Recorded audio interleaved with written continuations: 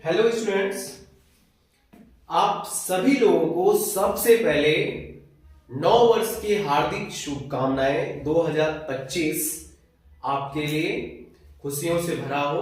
सभी स्टूडेंट अपने जीवन में खूब तरक्की करें, खूब प्रोग्रेस करें। स्टूडेंट्स, आज की हम क्लास में हम आपको 2025 बोर्ड एग्जाम के हिसाब से तैयारी करवाने वाले हैं केमिस्ट्री की, जिसमें फर्स्ट चैप्टर सॉल्यूशन है। आज हम सॉल्यूशन के कुछ न्यूमेरिकल्स की चर्चा करेंगे और उनको समझेंगे। जैसा कि बोर्ड में पहले से स्टूडेंट्स ने लिख दिया था हैप्पी न्यू ईयर 2025 जो ऑफलाइन पढ़ते हैं, तो ऑनलाइन वालों के लिए भी हैप्पी न्यू ईयर अगेन। चलिए अब स्टार्ट करते हैं अपना वीडियो न्यूमेरिकल्स के साथ में।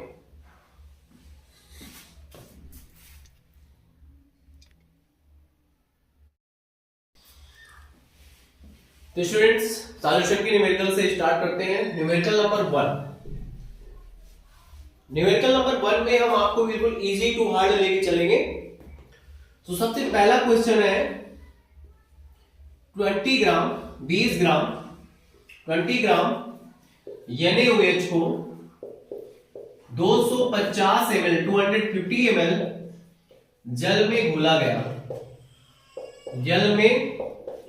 गया प्राप्त विलयन की मोलरता की गणना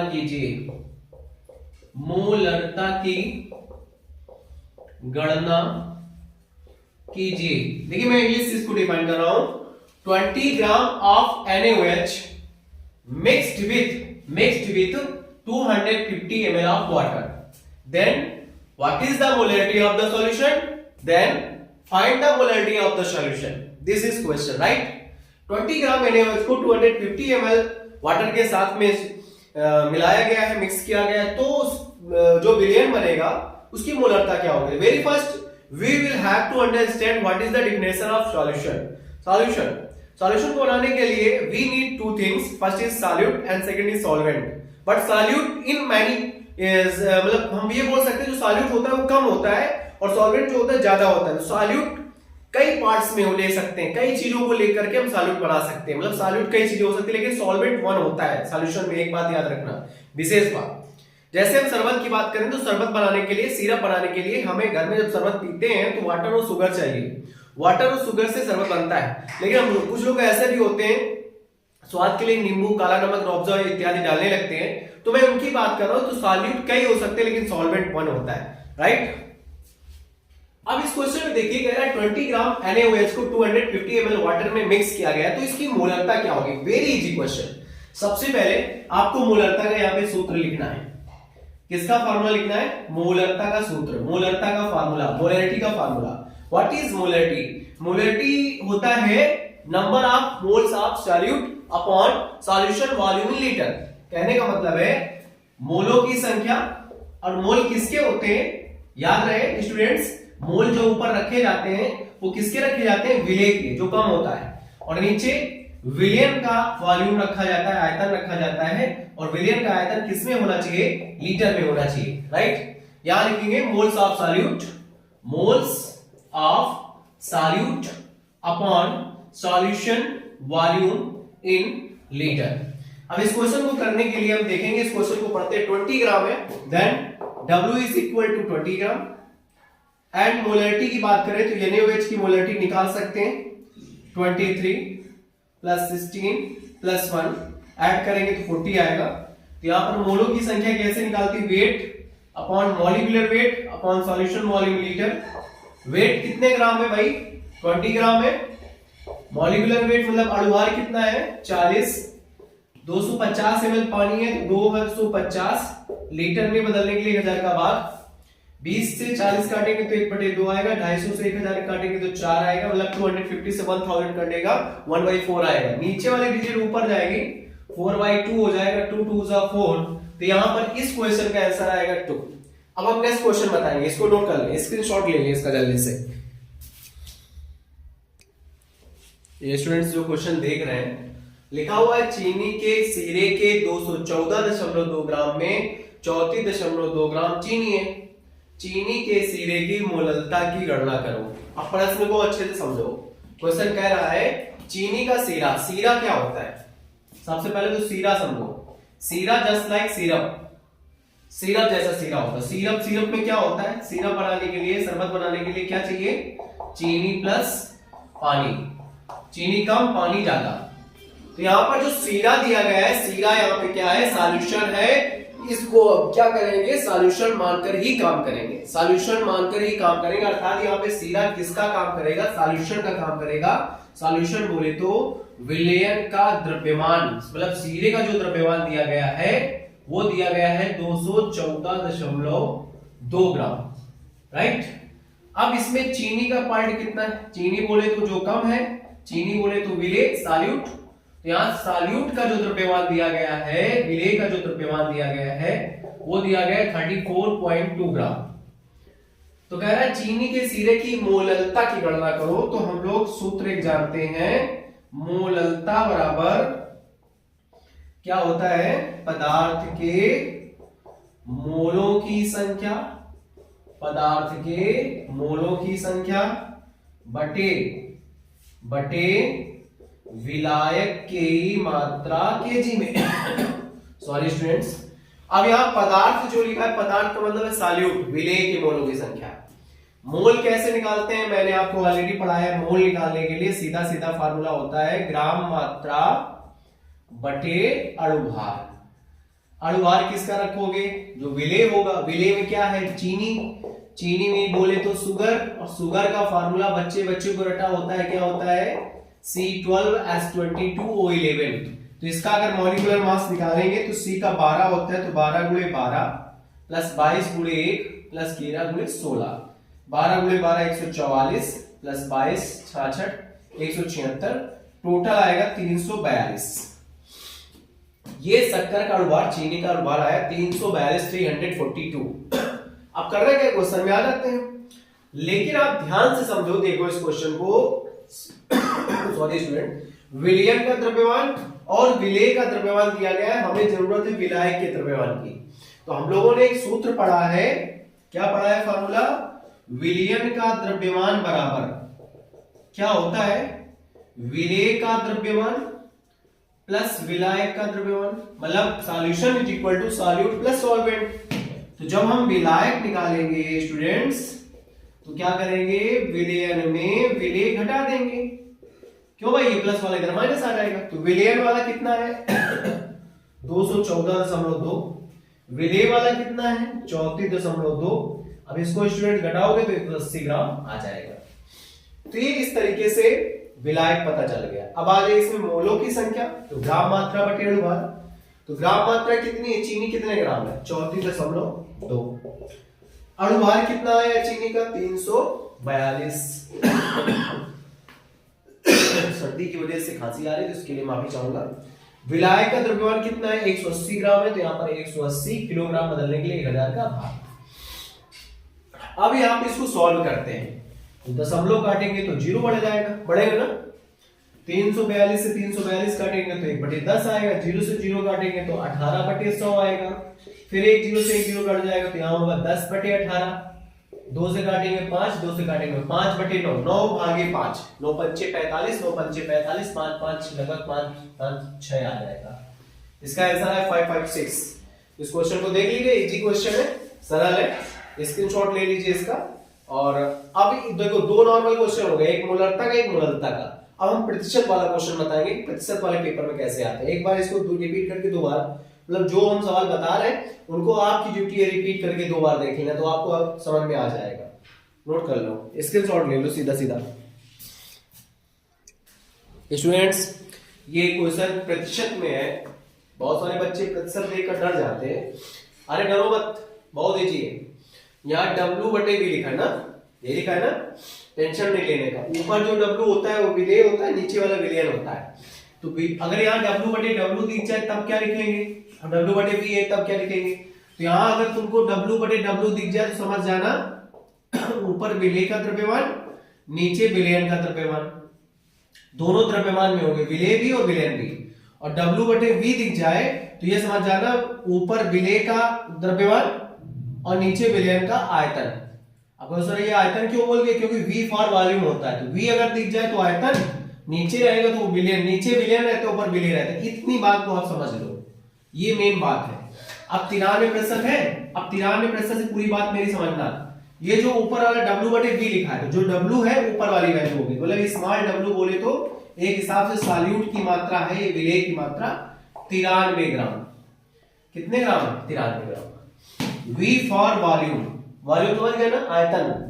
अब क्वेश्चन ये आयतन कहां से आएगा? जो प्रतिशत होता है इसी को आयतन मानते हैं। प्रतिशत कितने में होता है? 100 मिलीलीटर। सर ये ml कहां से आ गया? देखो यहाँ यूनिट देखो G/ml है ना, इस वजह से यहाँ ग्राम, यहाँ मिलीलीटर। समझ गए? इतनी बात हमको समझ में आ रही कि 93% से हमें W की जगह 93 ग्राम, प्रतिशत से 100 ml लिख लेना है। अब हमें निकालना है इस क्वेश्चन में मोललता। अभी इसके पहले मोललता के क्वेश्चन बताया है, तो मोललता बराबर होता क्या है?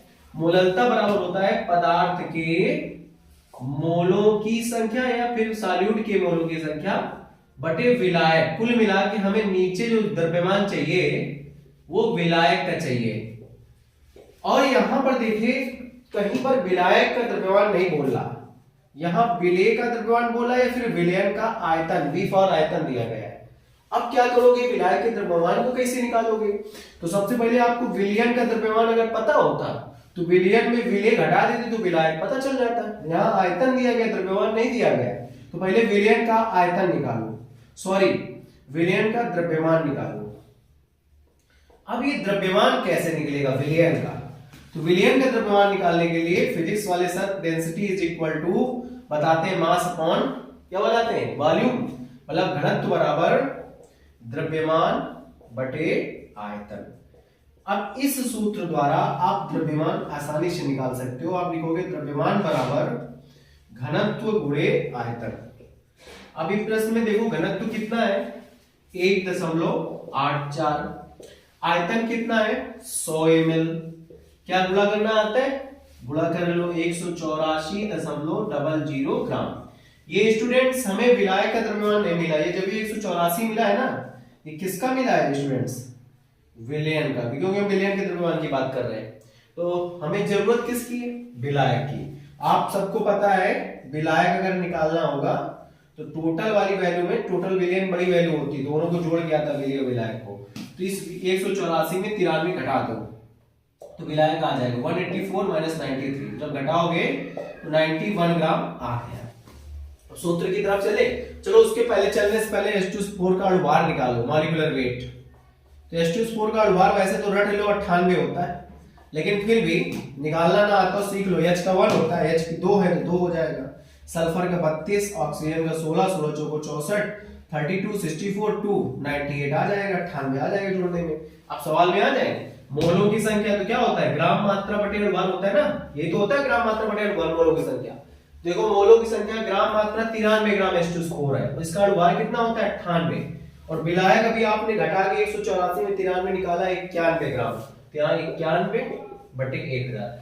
क्या करोगे? इस 1000 को ऊपर ले जाओगे तो यहाँ पर हो जाएगा 93,000 बटे 98 गुणे 91। आप जब 98 गुणे 91 करोगे तो 8918 आएगा। आप करके देख लीजिए, समथिंग 8918 आएगा। अब इसका इसमें भाग करोगे तो 10.4 ऐसे समथिंग आ जाएगा इसका आंसर। तो इस तरीके से आप लोग स्टूडेंट देख लीजिए कि प्रतिशत का सवाल इसी तरीके से करते हैं, तो आप लोग परेशान ना होइएगा, धीरे धीरे ऐसे लगाइएगा।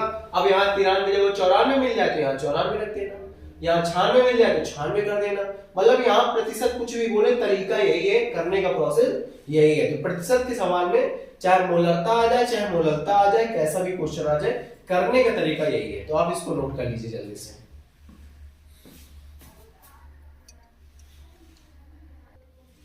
स्टूडेंट्स अब एक नॉर्मलता का प्रश्न देख लो। नॉर्मलता वाले में बहुत सारे बच्चे डिस्टर्ब रहते हैं कि ग्राम तुल्यांक निकालना नहीं आता।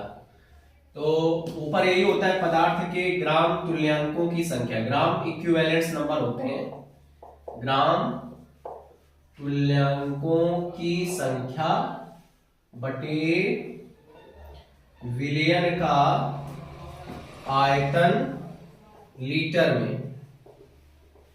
अच्छा, ग्राम तुल्यांक निकाले कैसे जाते हैं? ग्राम मात्रा बटे तुल्यांक की बार। और आयतन किस में होता है? लीटर में होता है। देखा जाए तो यहां तुल्यांकी भार कैसे निकलेगा? तुल्यांकी भार का तरीका होता है स्टूडेंट्स अणु भार बटे एन फैक्टर। मैं तुल्यांकी भार तरीका सिखा रहा हूं कैसे निकालना। बहुत सारे स्टूडेंट परेशान है तो आज से परेशान होना छोड़ दो। देखो अगर यहाँ पर कोई एसिड नोट है HCl H2SO4 HNO3 तो यहाँ H की वैल्यू देखो कि H कितने, जैसे H2SO4 होता तो बटे में H2 है तो बटे में 2 कर देते, HCl होता तो 1 H है तो बटे में 1 कर देते, HNO3 होता तो बटे में 1 कर देते। मान लो OH वाला क्षार वाला होता है NaOH KOH CaOH का होल्ड NaOH होता तो 1 OH तो बटे में 1 कर देते, CaOH का होल ट्वाइस होता तो बटे में 2 कर देते, AlOH का होल थ्राइस होता मतलब OH 3 है तो बटे में 3 कर देते। जब H और OH दोनों नहीं होते, लवण होता है NaCl एक लवण है तो यहाँ धनायन या तो ऋणायन एक ध्यान दो, तो यहाँ प्लस माइनस यानी को तोड़े तो प्लस और माइनस में टूटेगा, 1 प्लस 1 माइनस तो बटे में 1 हो जाएगा। Na2SO4 होता तो 2 हो जाता क्योंकि 2 प्लस 2 माइनस, तो समझ गए ना। तो यहाँ NaCl है तो यहाँ पहले NaCl का अनुभार निकालो। अनुभार कैसे निकालोगे? Na का 23 Cl का 35.5 और n फैक्टर की जगह 1 आ जाए क्योंकि Na प्लस और Cl माइनस इस तरीके से टूटता है। एक आयन रख दिया, दोनों को जोड़ोगे तो 58.5 इसका तुल्यांकी भार आ जाएगा। तो रखो ग्राम मात्रा, कितने ग्राम है? 5.85 बटे तुल्यांकी भार 58.5। आयतन लीटर में कितने ml है? 200 ml है। मिलीलीटर, लीटर में बदलने के लिए कितने से भाग करोगे? 1000 का। मिलीलीटर को लीटर में बदलने के लिए 1000 का भाग करते हैं ना, दशमलव दशमलव काटेंगे, एक जीरो बढ़ाएंगे, 585 से 585 काटेंगे 1/10 आएगा, 2 जीरो से 2 जीरो काटेंगे 2/10 आएगा, 10 से 10 काटेंगे तो 1/2 आएगा और 2 का भाग 1 में जाएगा नहीं तो लगाएंगे दशमलव, बढ़ाएंगे जीरो तो इसका आंसर आ गया 0.5। नॉर्मलता भी इसकी 0.5 आती क्योंकि यहाँ पर n फैक्टर की वैल्यू कितनी है? 1 है। डायरेक्ट तुमको निकालना हो तो एक सूत्र होता है, नॉर्मलता बराबर मोलरता गुणे n फैक्टर, तो मोलरता भी यही आती है, 1 का गुणा कर देते तो सेम आंसर आ जाता है। नोट कर लो। अब हम आपको मोल प्रभाव के सवाल बताते हैं, स्क्रीनशॉट लो, सीधा खत्म काम करो। स्टूडेंट्स अब इस क्वेश्चन में देखिए मोल प्रभाव है, मतलब अलग आ गया क्वेश्चन। देखो जो सवाल पेपर में आते हैं वही चर्चा कर रहे हैं, बाकी फालतू की कोई चर्चा नहीं होगी, इससे आप परेशान नहीं होइएगा। क्वेश्चन है 36 ग्राम जल और 46 ग्राम एथिल अल्कोहल। दो चीजें हैं तो दो तरीके से नोट कर लो, एक बार जल नोट करो एक तरफ और एक तरफ एथिल अल्कोहल नोट करो। तीन चीजें होती है, तीन जगह में इसी तरह के बीच में लिख देते फिर किनारे लिखते जाके। अब दो है तो एक तरफ जल एक तरफ एथिल, दोनों का सूत्र पता है? नहीं पता देखो H2O का फार्मूला H2O, सॉरी जल का फार्मूला H2O और एथिल अल्कोहल का फार्मूला C2H5OH, राइट। 36 ग्राम है तो 36 का मतलब इसका W हो गया 36 ग्राम, वो 46 ग्राम है उसका W हो गया 46 ग्राम। स्मॉल W कैपिटल W सबको पता होगा, जो कम हो उसको स्मॉल W, जो ज्यादा उसको कैपिटल W। अणुभार H2O को निकाल लो, 2 + 16 = 18। इधर अणुभार निकाल लो तो 2 × 12 + 5 16 × 1 24 5 29 46 ये आएगा इसका अणुभार। दोनों के मोल निकालो भैया, मोल निकालने का तरीका होता है ग्राम मात्रा बटे अणुभार। 36 ये है, इसका अणुभार 18 है, 18 दूनी 36। इसके मोल निकालो एथिल अल्कोहल वाले के, फिर ग्राम मात्रा बटे अणुभार। इसकी ग्राम मात्रा भी 46, अणुभार भी 46, तो 46 से 46 काटेंगे कितना आएगा? 1। मोल प्रभाव अब निकालो। अब लिखोगे जल का मोल प्रभाव। किसका मोल प्रभाव बेटा? जल का। तो यहाँ जल के वाटर के मोल कितने आए? 2। तो सबसे पहले वाटर के मोल, नीचे वाटर के मोल प्लस एथिल अल्कोहल के मोल। तो इसका मोल 2, उसका मोल 1, तो 2 धन 1, तो पहला आंसर आ गया 2/3। अब एथिल अल्कोहल का मोल प्रभाव लिखेंगे, C2H5OH का मोल प्रभाव। तो जिसका भी मोल प्रभाव स्टूडेंट्स निकालना होता है, मेरी बात को ध्यान से सुने, जिसका भी मोल प्रभाव निकालना होता है उसके मोल ऊपर होते हैं। जैसे इसके मोल कितने आए? 1, नीचे कुल मोल मतलब इसका प्लस उसका, मतलब जितने घटक होते हैं, एक घटक वो एक घटक ये, तो जोड़ेंगे कितना आएगा? 2 और 1 3, तो इसका आंसर आ गया 1/3। देखो उत्तर की जांच करनी हो तो दोनों को जोड़ दो, अगर 1 आ जाए, सम 1 आ जाए तो सवाल सही है। तो 2/3 प्लस 1/3, 3/3 = 1, सवाल सही है। बहुत इजी है, नोट कर लो, स्क्रीनशॉट ले लो। स्टूडेंट्स यहाँ पर देखो हमने मोल प्रभाव का ही प्रश्न रखा है, लेकिन आप ध्यान से देखिए इस सवाल में थोड़ा चेंजमेंट है कि प्रतिशत करके, अब स्टूडेंट प्रतिशत देखा सर जी ने तो वैसे नॉर्मल वाले बताया थे, प्रतिशत वाला तो बताया नहीं था। तो देखो प्रतिशत वाला भी क्वेश्चन आपके सामने 25% ग्लिसरॉल है। तो एक चीज समझ लो, अगर बिलियन है तो समझ जाओ अगर ग्लिसरॉल, बाकी एक चीज ग्लिसरॉल है, दूसरा पानी वाटर पक्का है। तो यहाँ जो प्रतिशत बोले उसी को ग्राम मान लो। यहाँ 25% तो ग्लिसरॉल कितने ग्राम हो गया? 25 ग्राम हो गया। तो बाकी 100 में से बचा 25, तो बाकी 100 में से बचा 25 क्या हो जाएगा? पानी। मतलब 100 माइनस 25 बराबर 75 ग्राम इसमें पानी होगा। समझ गए ना? 100 में 25% 100 में होता है। तो ये कम वाला स्मॉल डब्ल्यू, ज्यादा वाला कैपिटल डब्ल्यू। इसका सूत्र देखो ग्लिसरॉल का, दे क्या है ना है याद कर लो, C3H8O3 होता है। और जल का फार्मूला सबको पता है, H2O होता है। और बाहर निकाल लो इसका यम, C का 12 होता है तो 12 3 36 प्लस 8 16 3 48, 36 8 44, 44 8 52, 52 40, 92 इसका अणुभार आ गया। इसका अणुभार निकालो, जल का तो रटा होगा, 2 + 16 = 18, दोनों के मोल निकाल लो। अब तो वही प्रोसेस है, वेट अपॉन मॉलिक्यूलर वेट, 25/92। इधर निकालो मोल, तो क्या करोगे भैया? 75/18। अब आपको भाग करना तो आता ही होगा ना स्टूडेंट्स, 25/92 करो। आपको बता दें इसका भाग करने में 0.27 आएगा, और 18 का भाग करने में 18 चौको 72, 3 बचेगा, 18 के नंबर 18, अब कितना बचेगा? 12, 18 7 26, 18 6 4.16 इसमें आएगा।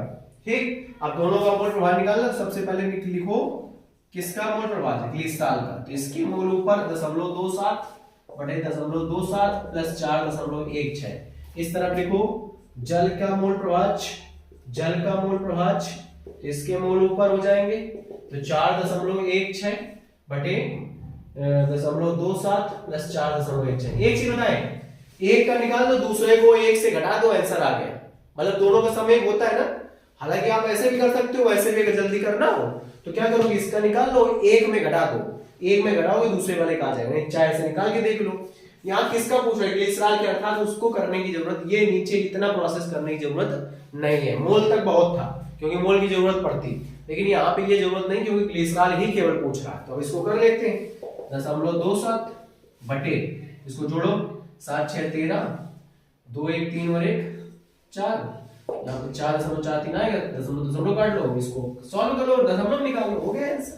नोट कर लो, 27/4 43 आएगा। ये है प्रतिशत के सवाल। तो स्टूडेंट्स आज की क्लास में हम बस इतना ही रखेंगे। कहोगे अब क्यों सर? क्योंकि बहुत बड़ा हम वीडियो नहीं बना सकते, क्योंकि उसमें समय भी लगता है अपलोड होने में। इसलिए हम सेकेंड पार्ट में आपको परासरण दाब, मोलर विनिमय स्थिरांक और राउल्ट का नियम पढ़ा देंगे। आप लोग बने रहिएगा, ज्यादा से ज्यादा दोस्तों तक इस वीडियो को शेयर करिएगा ताकि मेरा भी मन पढ़ाने लगे और आपका भी मन लगे। Thank you very much.